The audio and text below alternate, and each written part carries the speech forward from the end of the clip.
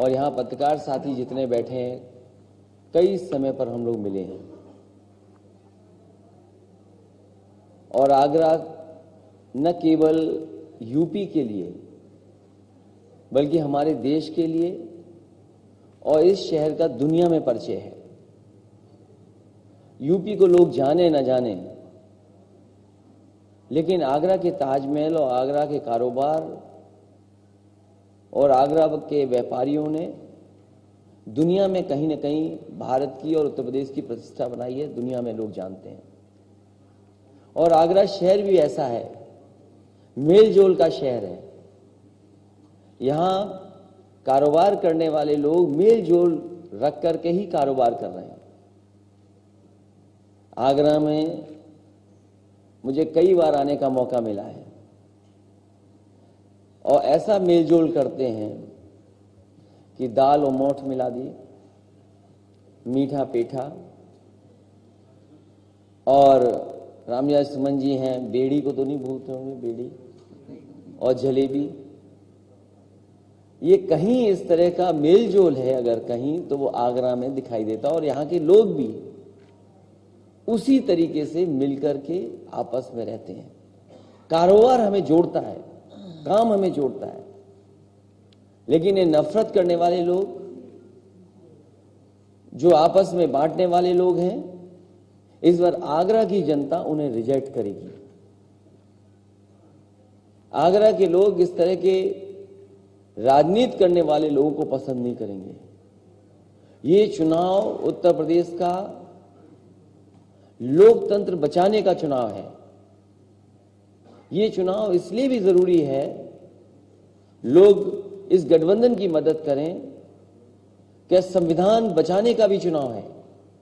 बाबा साहब भीमराव अम्बेडकर जी ने जो संविधान दिया, जिससे देश चलना है, ये चुनाव लोकतंत्र के साथ साथ संविधान बचाने का भी चुनाव है।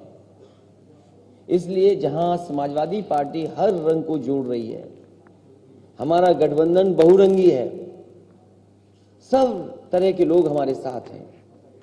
ये एक रंगी लोग बाबा साहब का दिया हुआ संविधान, उसको भी खत्म करना चाहते हैं।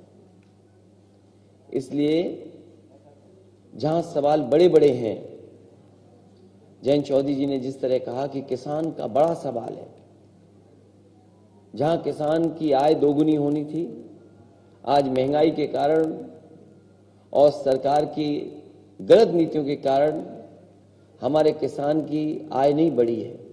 और वही लोग जिन्होंने झूठा वादा किया था कि किसानों की आय दोगुनी करेंगे, सवाल यह है कि आय दोगुनी हुई है कि नहीं हुई है। और महंगाई केवल डीजल पेट्रोल की नहीं बढ़ी है, जितने भी हमारे खाने पीने के सामान हैं, हम बाजार में लेने जाते हैं, चाहे दाल हो चाहे अनाज हो, हर चीज की कीमत बढ़ा दी। सरसों का तेल जो बहुत गरीब का तेल था, खाना पीना बना लेते थे, आज सरसों की तेल की कीमत कहां है। और जो संतुलन बनाना था कि किसान को भी मुनाफा हो जाए, हमारे गरीब और मध्यम वर्ग के लोगों को भी सरसों का तेल सस्ता मिल जाए, वो संतुलन भी सरकार नहीं बना पा रही। सरकार किसके साथ खड़ी है? सरकार बड़े लोगों के साथ खड़ी है, उद्योगपतियों के साथ खड़ी है। और ये एक बार नहीं देखा हम लोगों ने, न जाने कितने बार देखा। अब कहते हैं कि अमृत बजट है। क्या इससे पहले जितने भी बजट आए थे वो जहर वाले बजट थे क्या? भारतीय जनता पार्टी कहती है अमृत बजट है। इससे पूर्व में जितने भी बजट दिए, क्या वो जहर बजट थे इनके? और फिर हमारे बाबा मुख्यमंत्री की भाषा कोई पहली बार ऐसी नहीं बोली जा रही है।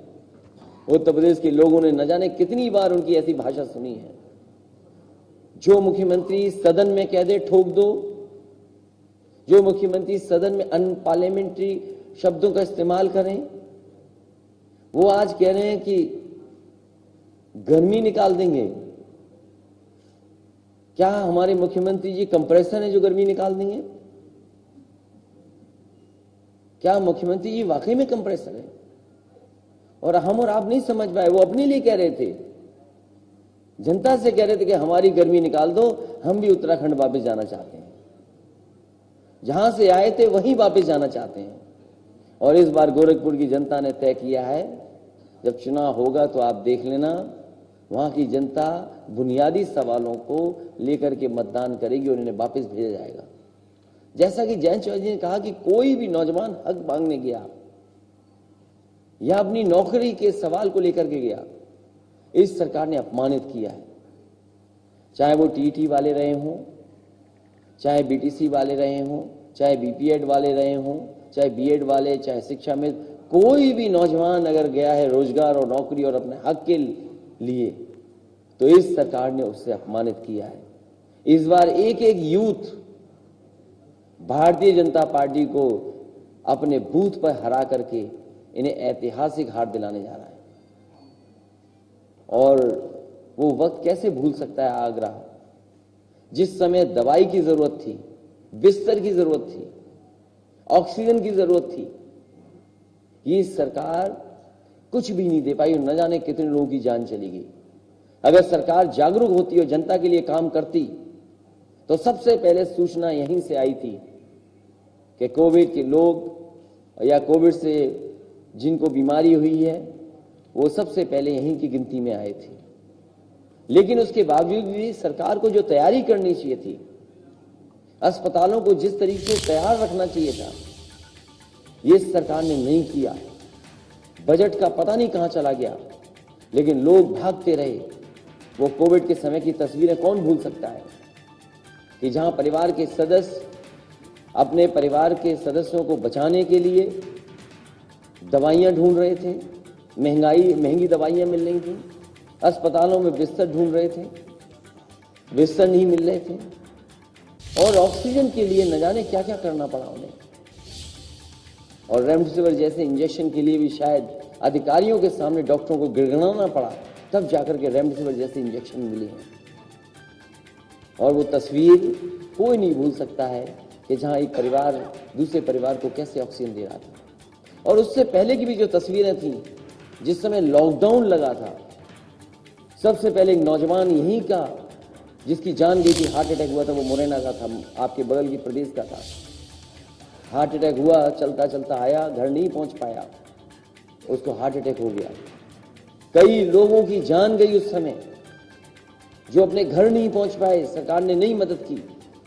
और वो तस्वीर कैसे भूल सकते हैं कि एक मां अपने बेटे को सूटकेस पे लेके जा रही थी, और यहाँ के जिलाधिकारी, यहाँ सरकार के लोग कह रहे थे कि ऐसा तो बचपन में हमने भी किया, हमें भी ले जाया जाता था। उस समय जितने लोगों की जान गई, अगर किसी ने मदद की थी मजदूरों के परिवार की, तो समाजवादी पार्टी ने उन परिवारों की मदद करने का काम किया।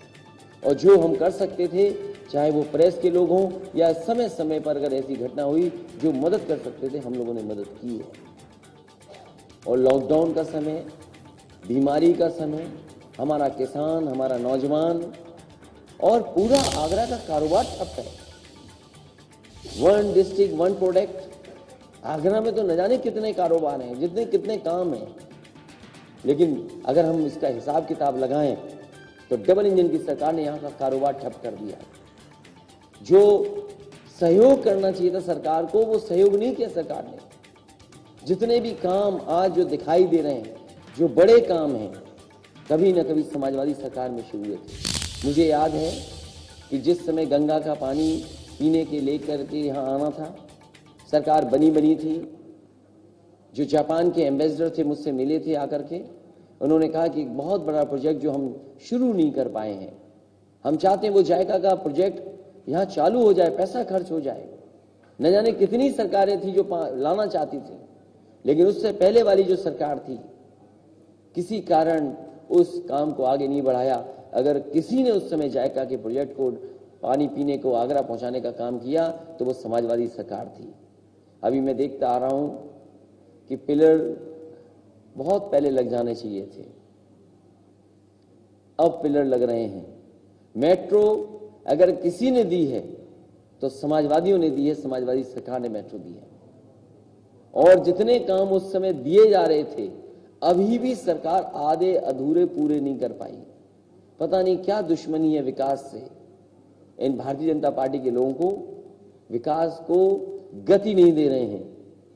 तकलीफ उस म्यूजियम से भी थी, जो म्यूजियम आधा अधूरा पड़ा है। मुझे याद है, मैं म्यूजियम देखने गया वहाँ के मेरे चौकीदार से मुलाकात हुई और मैंने चौकीदार से कहा कि आपने ये एयर कंडीशन क्यों नहीं लगाए हैं? बोला साहब ये बिना लगाए इसकी तो वारंटी खत्म हो गई है। तो सोचिए, जो म्यूजियम बनना था आगरा के इतिहास को, और मैंने कहा कि गंगा जमुनी तहजीब का इतिहास लेकर के म्यूजियम बनेगा। अगर छत्रपति शिवाजी महाराज जी का यहाँ प्रतिमा लगेगी तो माँ जीजाबाई की भी यहाँ पे प्रतिमा लगेगी। आगरा को एयरपोर्ट मिल जाता, अगर एनओसी दे देते ये सरकार के लोग। यही बीजेपी के लोगों ने समाजवादी सरकार में एनओसी नहीं दिया, जिसके कारण हिरण गांव में वो एयरपोर्ट बनना था वो नहीं बन पाया। मैं तो आज भी कहता हूं समाजवादी सरकार बनेगी और एनओसी के लिए फिर एक बार दोबारा अप्लाई करेंगे। अगर सरकार एनओसी दे देगी तो आगरा के पास जो लगभग 12 या 14 किलोमीटर दूर है हिरण गांव, वहां जाकर के एक और एयरपोर्ट बन करके तैयार हो जाएगा। जहां तक सड़कों की बात है, आगरा लखनऊ एक्सप्रेसवे कम समय में बनाया और कई मौकों पर मैंने कहा कि ताजगंज को और हजरतगंज को अगर किसी ने जोड़ा है तो समाजवादियों ने एक बेहतरीन एक्सप्रेसवे बना करके दे दिया। जो सड़क बार जाम लग जाता था, जितनी बनी समाजवादी सरकार में उसके आगे नहीं बढ़ पाया है। तो हर क्षेत्र में काम किया। ये वो शहर है जहां टूरिज्म को तो बढ़ाया ही जा सकता है, बड़े पैमाने पर उद्योग कारोबार है, अगर उसको बढ़ाया जाए तो दुनिया में तो नाम होगा ही होगा। हमारे न जाने कितने लोगों को नौकरी और रोजगार मिल जाएगा। आलू का सवाल है, अगर आलू के लिए कुछ भी हम लोग करना पड़ेगा, क्योंकि यही बेल्ट है जो शुरू होती है आलू की और फर्रुखाबाद, कन्नौज और कानपुर देहात तक बड़े पैमाने पर कोल्ड स्टोरेज हैं, बड़े पैमाने पर किसान काश्तकार जो आलू पैदा करते हैं उनकी हर बार समस्या रहती है। मुझे याद है कन्नौज के कुछ किसान आलू फेंक करके आए थे मुख्यमंत्री जी के आवास पर, और इसलिए फेंक करके आए थे कि सरकार ने कहा था आलू खरीदेंगे। आप बताओ आगरा वालों, सरकार ने कितना आलू खरीदा है, कितना सहयोग किया है, चाहे किसान का, चाहे कोल्ड स्टोर वालों का, या किसी का नहीं किया है। समाजवादी सरकार बनेगी तो कोई न कोई ऐसी व्यवस्था की जाएगी जिससे हमारा किसान न बर्बाद हो और वहीं हमारे कोल्ड स्टोर या और कारोबार जुड़े वाले लोग उनका नुकसान न हो। जहां ये क्षेत्र चौधरी चरण सिंह जी, अजीत सिंह जी का कम क्षेत्र रहा है, बहुत काम किया उन लोगों ने। हम तमाम बड़े लोगों को जिनका योगदान रहा उत्तर प्रदेश की राजनीति को आगे बढ़ाने में, मैं सबको याद करता हूं। और मुझे उम्मीद है कि इस बार के चुनाव में जो चुनाव है लोकतंत्र को बचाने का, भाईचारा को बचाने का, और मैंने कई बार कहा उत्तर प्रदेश का चुनाव ये भाईचारा बनाम भारतीय जनता पार्टी है। मुझे उम्मीद है कि